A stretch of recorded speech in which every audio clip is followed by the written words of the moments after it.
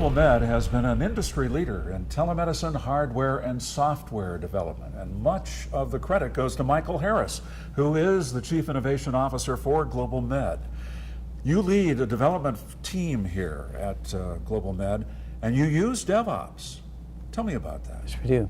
Well, Devops has been around for several decades already, and I think just as software development has changed, also libraries keep changing in real time. So we're trying to break down this wall of confusion between where developers are and where the rest of the operations are. And it's not just operations, but it's the entire company. Interesting, you mentioned a wall of confusion. How do you straighten that out? A lot of it has to do with the culture of the company.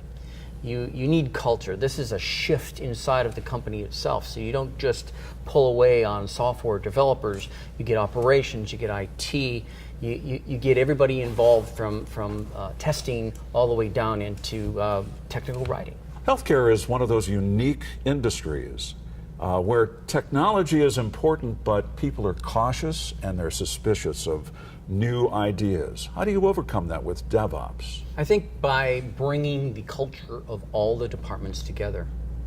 If you can't get the trust of all of the departments into an area, Devops just simply won't work. You'll just be doing it the old-fashioned way.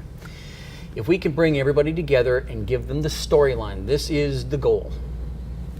Everybody's on page, everybody works together, it works out much better, and deployment is much faster as well. We've talked earlier, and you mentioned something about no ops. Obviously, the difference is there's DevOps and then there's no ops, but why is that important? It really refers to DevOps, but what it does is it tries to build the entire team together. You take IT, you take operations, you take development, it's all one team. So there's really no DevOps anymore, it's all a no ops environment. What kind of tools are used in DevOps?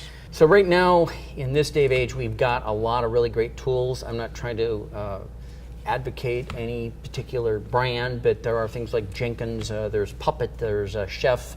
These are basically automatic deployment software tools that give everyone on the team access to it, not just development anymore. Development is just making something and throwing it back over to operations. Everybody gets a chance to log in and be part of this whole deployment and testing process.